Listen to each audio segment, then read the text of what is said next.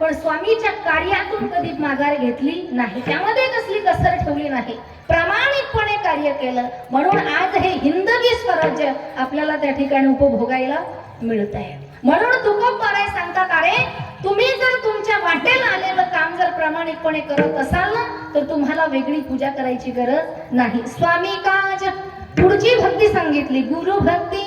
तुम्ही जर सेवक असाल आणि प्रामाणिकपणे जर तुम्ही गुरुची सेवा करत असाल ना, तर तो सुद्धा श्रेष्ठ परमार्थ तुमच्या जीवनामध्ये घडतोय. कारण गुरु शिवाय जीवनाला कसलंही महत्व नाहीये. प्रत्येक जीवाने गुरुकडून अनुग्रह घेतलाच पाहिजे. आता इथं बसल्यांपैकी किती जणांनी गुरु केलेत आणि किती जणांनी नाही, हे मी तुम्हाला विचारणार नाही. आपला आपण विचार करा.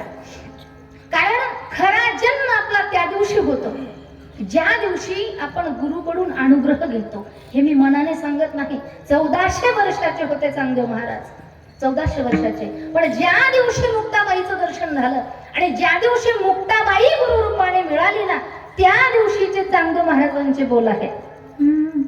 चांगदेव म्हणे आजी जन्म आलो, चांगदेव म्हणे आजी जन्म आलो, चांगदेव म्हणे आजी जन्म आलो, चांगदेव म्हणे आजी जन्म आलो, चांगदेव म्हणे आजी जन्म आलो, चांगदेव म्हणे आजी जन्म आलो, चांगदेव म्हणे आजी जन्म आलो, चांगदेव म्हणे आजी जन्म आलो.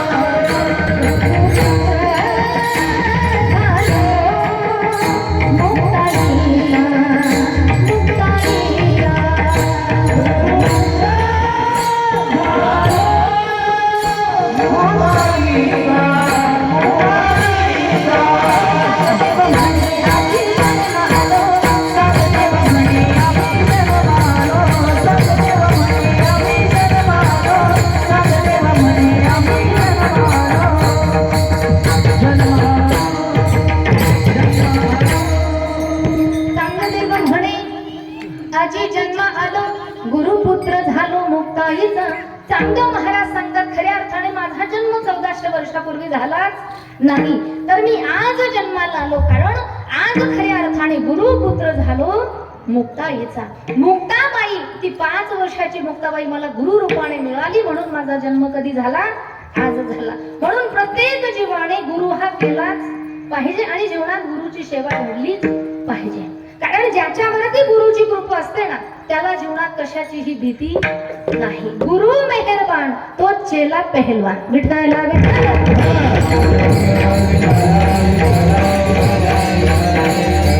म्हणून तुकोबाराय सांगतात की तुमच्या जीवनामध्ये गुरु शिष्य असाल तर गुरुची सेवा प्रामाणिकपणे करा. आणि तिसरी सेवा सांगतात की पुत्र असाल तर माई बापाची सेवा ही प्रामाणिकपणे केली पाहिजे. प्रत्येक संतांनी, प्रत्येक शास्त्राने आपल्याला सांगितलंय की प्रत्येक माणसाने माईबापाची सेवा केलीच पाहिजे.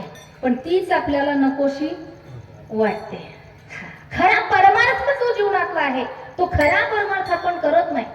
आणि टिळे टोपी माळा देवाचे गव्हाळे, मोठा मोठा टिळा लावला, मोठी मोठी माळ घातली, म्हणजे तो खरा परमार्थिक नाही. एक माणूस लय गंध मोठा लावत होता, कीर्तनामध्ये समोरच बसायचा, इथले सोडून मोठा टिळा लावून मोठ्या मोठ्या मण्याची माळ घालून समोरच बसायचा. मला असं वाटलं लय परमार्थिक आहे बाबा. मी सगळं कीर्तन त्याच्याकडे पाहूनच केलं. त्याची बायको जाताना भेटली, म्हणे शारदाताई सगळं कीर्तन आमच्या महाराजाकडे पाहून केलं. हो म्हटलं, परमार्थिक माणूस आहे, गळ्यामध्ये माळ आहे, कपाळाला मोठा टिळा आहे, त्यामुळे त्यांच्या माळीवर टिळ्यावर जाऊच नका. ते कधी कुणाच्या बांधकामावरून येताना रिकाम्या हातानं येत, 2-4 इटा तरी टोपलं भरवाळून तरी घेऊनच. कळलं ना तुम्हाला? आपल्यात नाही ना असं कोणी. विठ्ठला विठ्ठला.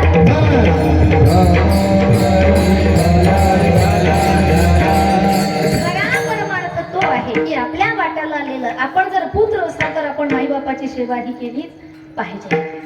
माऊली ज्ञानोबाराय सांगतात की सकळ तीर्थाची धुरे जी का माता पितरे तया शिवे शिर शरीरे लोळती. सगळ्या तीर्थांची धुरा जर काय असतील तर मायबाप आहे. मायबाप एखाद वेळेला सांगेल गडे लक्ष लक्ष देऊ नये का?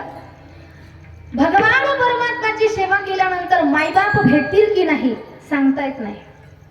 भगवंताची सेवा केल्यानंतर मायबाप भेटतील की नाही सांगता येत नाही गड्या. पण मायबापाची जर सेवा करत असाल ना तर विटेवरचा पांडुरंग घरी यायला तयार आहे. येतो तो, अनेकांसाठी तो आलेला आहे. भक्त पुंडलिक रायांचं प्रसिद्ध उदाहरण आहे. पुंडलिक रायांसाठी भगवान परमात्मा स्वतः भेटायला आले. कुठलं जप तप भजन कीर्तन केलं नव्हतं त्याने. काय केलं होतं? फक्त आई वडिलांची सेवा केली होती. म्हणून आई वडिलांच्या सेवेचं हे महत्व आहे. प्रत्येक जीवन आई वडिलांची, आता आईची सेवा, आईचं त्या ठिकाणी प्रेम प्रत्येक कथाकार कीर्तनकार व्याख्याते त्या ठिकाणी सांगतात. आईचं तर प्रेम मुलावर असतच असतं गड्या. पण आईच्याही प्रेमापेक्षा कैक पट्टीने जास्त प्रेम आपल्या मुलावर करतो तो बाप असतो. पण बापाचं प्रेम हे न दिसणार असतं. बाप वरून आपल्याला कडक दिसतो नाही का? आपल्याला वाटतं तो खूप रागीट आहे, तो खूप त्या ठिकाणी स्ट्रिक्ट आहे. पण अंतःकरण जर त्या बापाचं आपण कधी पाहिलं ना तर अतिशय प्रेमळ आणि मयाळू असतं. पण बापाचं अंतःकरण जाणून घेणं ही गोष्ट तेवढी सोपी मुळीच नाहीये. लई अवघड हाय गड्या उमगाया बाप उमगाया लई अवघड हाय गड्या उमगाया बाप उमगाया उरावती माया काया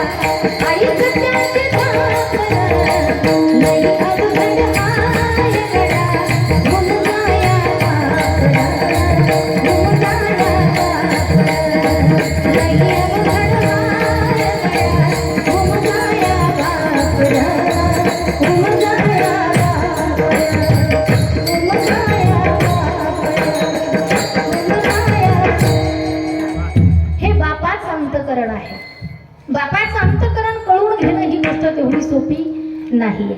आईचं प्रेम हे सगळे सांगून मोकळे होतात. आई रडून प्रेम व्यक्त करून मोकळे होते. पण बापाला रडता येत नाही, बापाला व्यक्त होता येत नाही. म्हणून माय बापाची सेवा हे प्रत्येक जीवाचं काय आहे?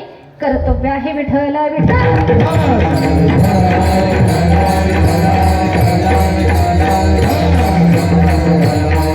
माय बापाची सेवा करा.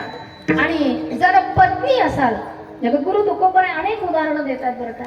जर शिष्य असाल तर गुरुची सेवा, सेवक असाल मालकाची सेवा, पुत्र असाल तर माय बापाची सेवा, आणि पत्नी असाल तर उभ्या आयुष्यात आपल्या मालकाची सेवा हीच त्या ठिकाणी करा. हे तुकोबराय सांगतात. महापूजा